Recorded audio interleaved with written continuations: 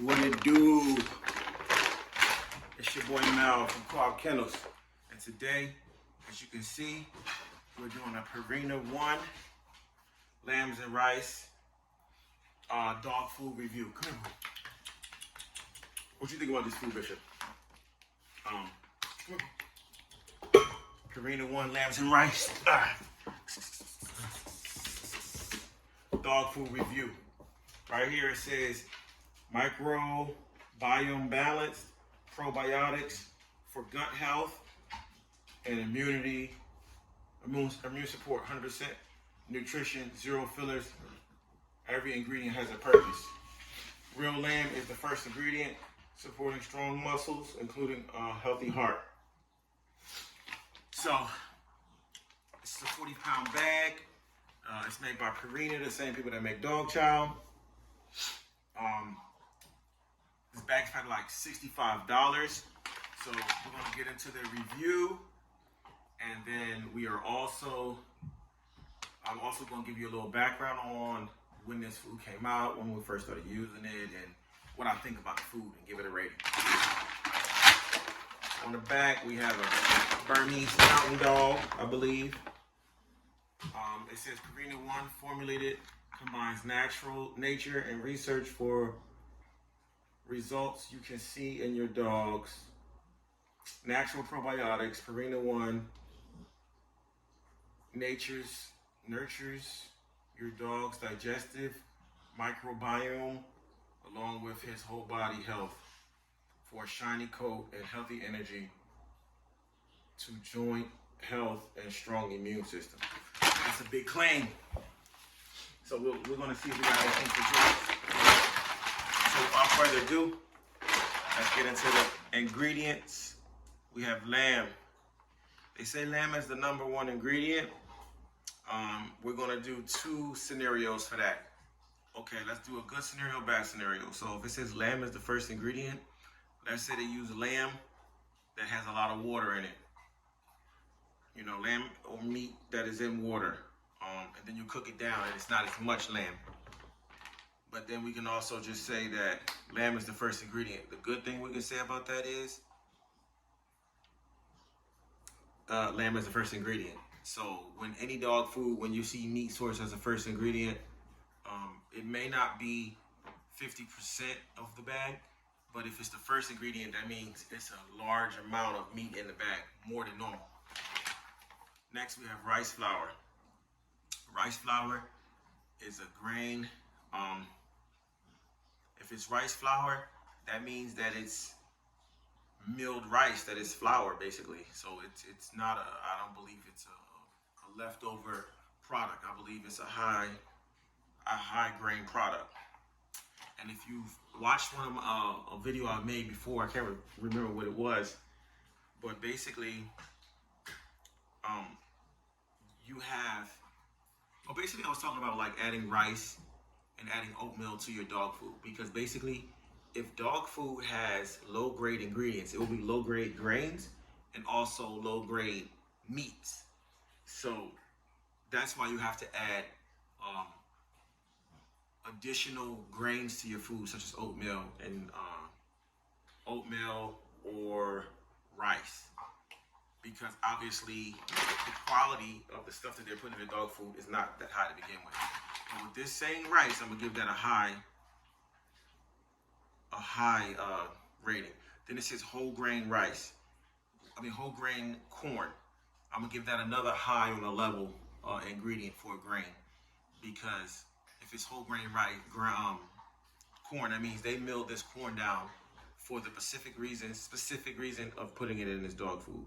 Then you got whole grain wheat, which means they milled this wheat down specifically for this dog food.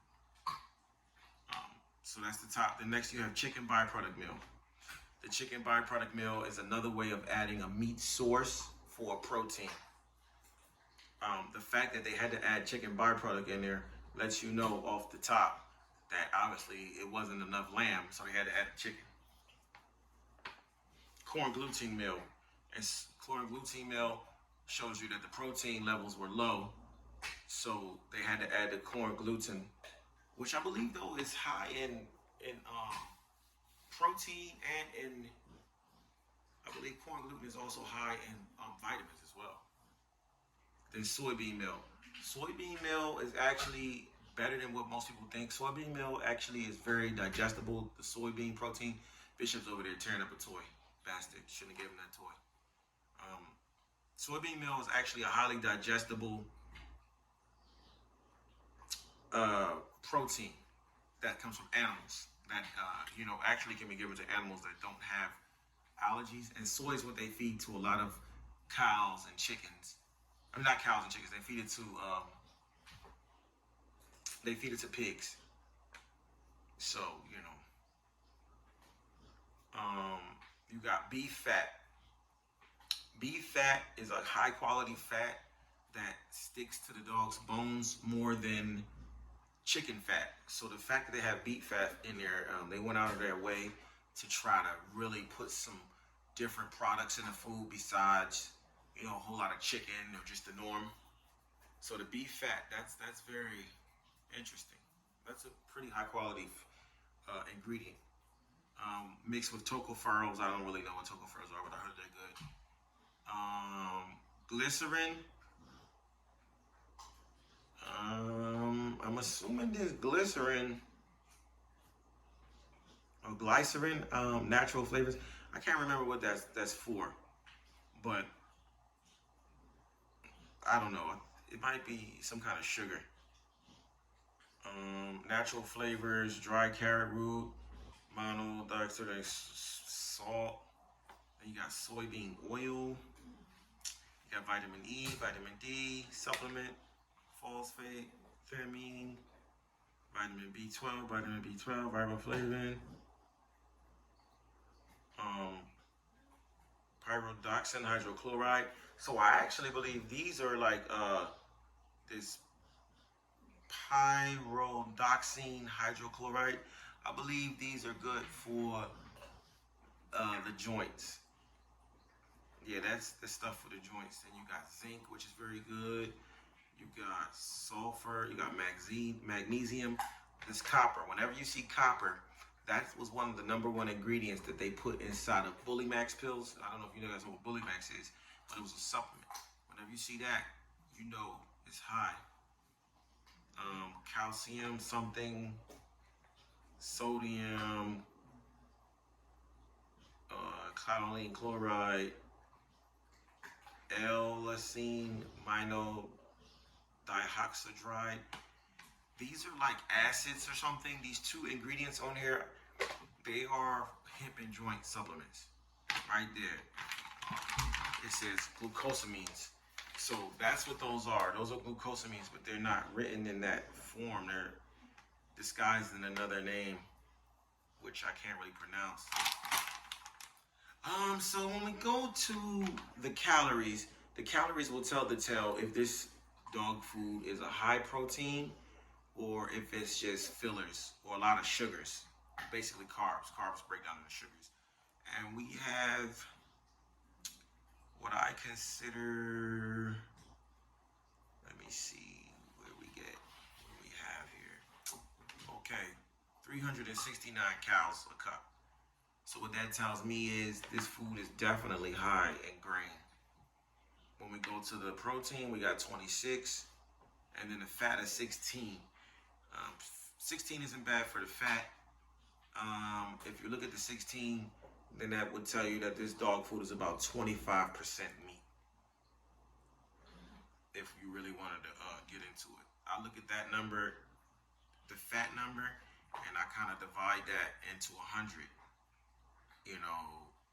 And kind of get my percentage of meat from that. So this dog food is about 25% meat, which is, I don't think it's bad. So I was going to give this dog food a bad rating. Not a bad rating, but a mediocre rating. But what I would say about this dog food is it's pretty good because you got the glucosamines for the dog's joints. If you have American Bullies or if you have Prussia Canaries or any type of Mastiffs or if you have any kind of hard-working dog, or any long dog, any tall dog, fast-growing dog, or an old dog, glucosamine is very important because their legs, for some reason, um, large breed dogs have a lot of joint issues, and it more so stems from these glucosamines. If you don't give your dog a supplement, you're gonna have a lot of issues. And you don't have to give that much of a supplement. You can literally give it half the year, 25% of the year. You know, that will do you a lot more than if you didn't do it at all. Because they can kind of like put themselves together with these substances and hold itself together, if that makes any sense. You would think that they could get it from the chicken that they eat, or, you know, because chicken has the shell that's like that. But I believe the chickens don't get any sunlight. They don't get any natural foods. So, you know, eating that cartilage from chicken, it does nothing for these dogs. So you need this supplement. You got shiny coat and skin. It says omega-6 fatty acids. When it comes to omega-6s, and I only give it's only and it's got another thing called linoleic acid. I add these two together, the omega-6 and the linoleic acid. It's Linoleic, whatever, and that comes up with a 3, which is pretty good. If you have a 3, anything from a 3 and up is really good when it comes to omega-6s. This L acid, whatever, linoleic acid, you know, or omega-6 or omega-3s, you know, I'm not all the way into it all, but I know they're the same. Then you also have vitamin E. Vitamin E is a good preservative. It's got antioxidants, and it's also got vitamin A and E for the eyes, and it's easily digestible with microorganisms.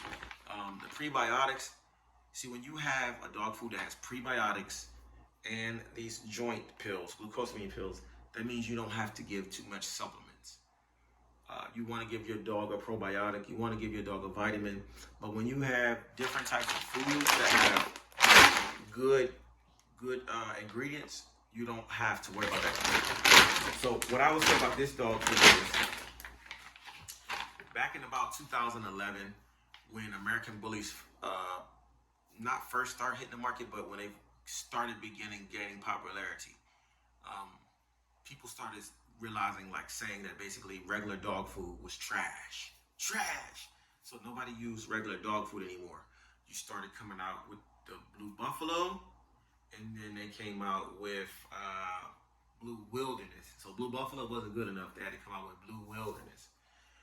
So once that happened, you know, you get your dog foods from different store. So it was a high-end dog food. So they came out with this Purina 1.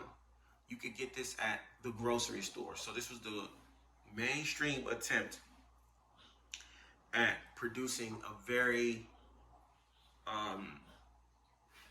high-grade dog food. Purina 1. You got Purina 1, then you got Purina Pro Plan. When you give this food, it takes a while for the dog to get adjusted to it. But what I could say about this food is we used to feed it to the puppies a lot. And the dogs, we had some big dogs and big puppies with this food. The price is $65 now for 40 pounds. Way out of my price range. I can't afford this. How I got it, I can't tell you that. I got my secrets. And certain things I can tell you, and certain things you're just going to have to learn.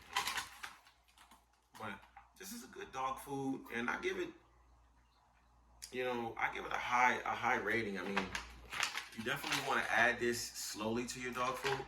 I mean, slowly when you're mixing it. But best thing I can say, like I said, it has the glucosamine, and it also has the joint health. It also has the beef fat. I mean, wow. You know, and it also has the omega-3s. It has the probiotic. It got the vitamin A and E. I mean, this shit got everything in it. It's a pretty good damn dog food. But, you know, it has a lot of grains in it, like, you know, rice flour, wheat grain, corn, this and that. It's a lot of this stuff in there, but it also has the zinc. It also has the copper. You know, they don't just put that in anything. So, you know, it's a pretty good food. I recommend this food. Definitely recommend this food. I was thinking I was gonna have some bad things to say, but what I want to say is about the grains. Some people are not feeding their dogs grains, and their dogs cannot produce the puppies. The dogs cannot produce the puppy milk. And I also want to speak on the fact of people using only low-grade dog food. I use a low-grade dog food, but I feed a lot of meat. I give supplements, and I use a lot of meat and supplements. But I also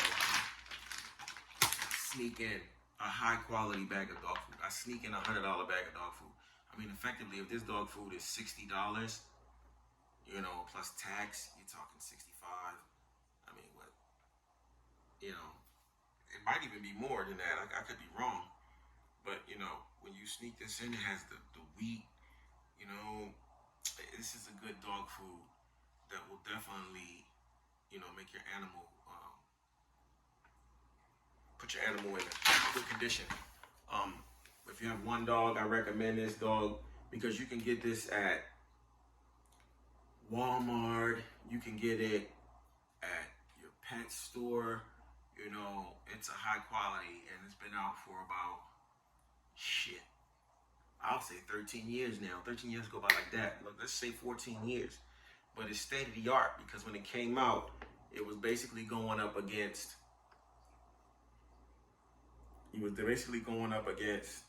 Blue Buffalo and Blue Wilderness.